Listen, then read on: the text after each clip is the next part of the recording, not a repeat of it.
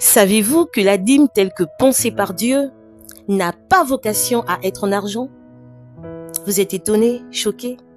Je vous explique tout. À la question de savoir pourquoi une telle exigence, la réponse elle est simple. C'est à cause de la nature du sacrifice. Parce que oui, la dîme c'est un sacrifice. Tout ce que l'on donne à Dieu a l'expression d'une adoration. Ça a l'expression d'un culte, ça a l'expression d'un sacrifice. Et donc, il n'était pas possible à Dieu de recevoir quelque chose qui ne renvoyait pas, qui n'avait pas la préfiguration du sacrifice de son Fils Jésus-Christ.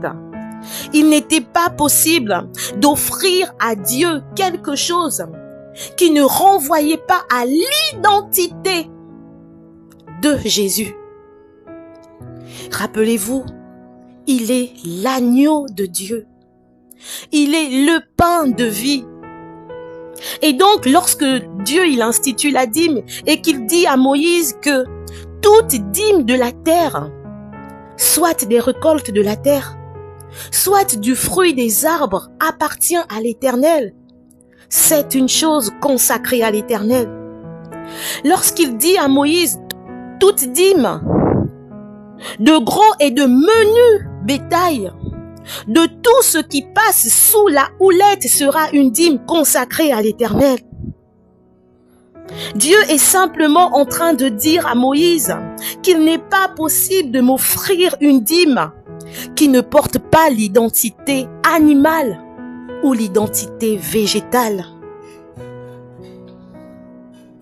Dans les prochaines vidéos, on verra que, contrairement à ce qui est enseigné et pratiqué dans de nombreuses assemblées, la parole de Dieu, elle ne fait pas seulement état de la dîme qu'on reverse aux pasteurs, qui, dans les Écritures, était assimilée à la dîme pour les Lévites. Il y a également la dîme de la dîme, qui est la dîme que perçoit le souverain sacrificateur et qui lui était donnée par les Lévites et non par l'assemblée ou le peuple. À côté de cette dîme, il y a également la dîme que percevait l'Israélite, si vous voulez, l'individu, le peuple. Et à côté encore, on a la dîme pour la veuve, la dîme pour l'orphelin et la dîme pour l'étranger. Nous y reviendrons en détail dans une prochaine vidéo.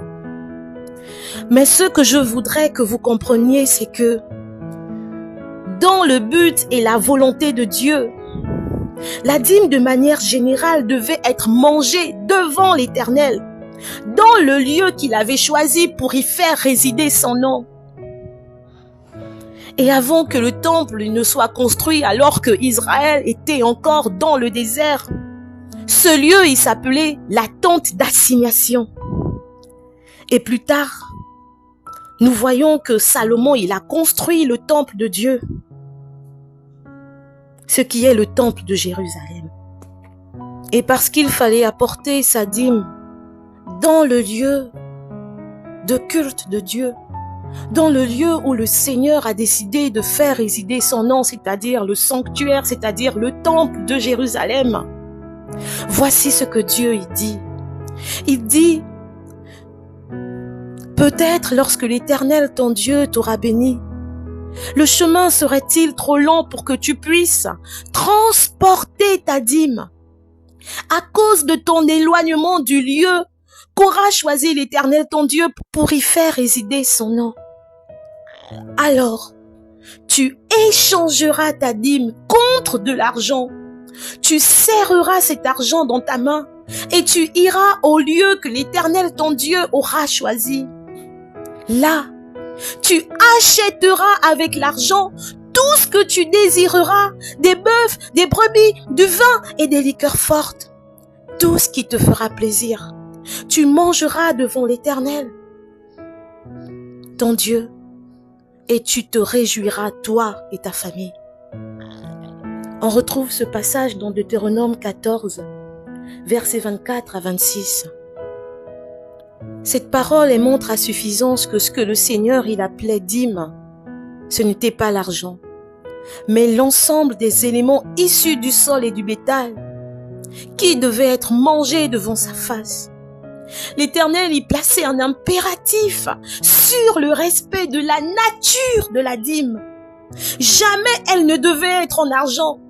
Il ne permettait de donner à la dîme cette forme que juste le temps de faciliter le déplacement. Mais une fois arrivé au temple, une fois arrivé devant sa présence, devant sa face, pour se réjouir avec Dieu, pour communier avec Dieu, l'Israélite, il devait obligatoirement redonner à la dîme sa nature initiale. Ce n'était que revêtu de la nature du sacrifice, que le sujet, que l'Israélite, que la personne pouvait la manger et se réjouir avec les siens devant l'Éternel.